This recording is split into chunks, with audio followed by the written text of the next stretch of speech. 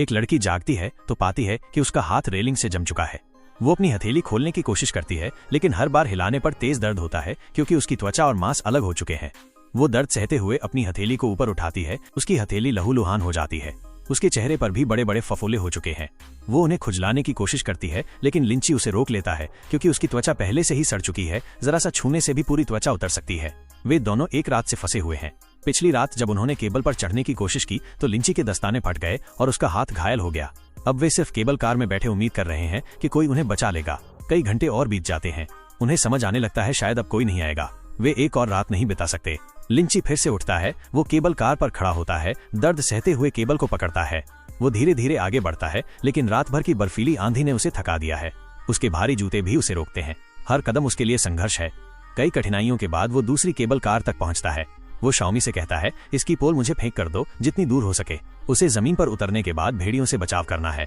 Xiaomi धीरे धीरे इसकी पोल लेने के लिए बढ़ती है, लेकिन तभी केबल कार डगमगाने लगती है। ऊपर की पेंचें ढीली हो चुकी थीं। डर के बावजूद वो हिम्मत जुटाकर पोल फेंक देती है।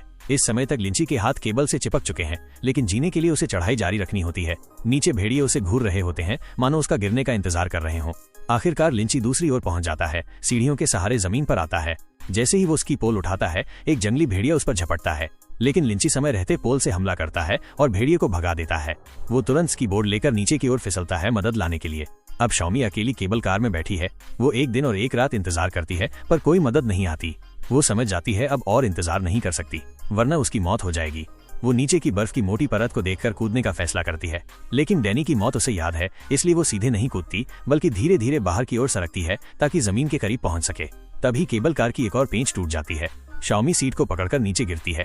सौभाग्य से वो आधे रास्ते में रुक जाती है। वो सामने देखती है, हिम्मत बटोर कर छलांग लगाती है।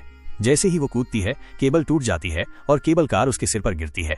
वो दर्द में होती है, पर रुकती नहीं। तुरंत नीचे की ओर रेंगना शुरू कर देती है।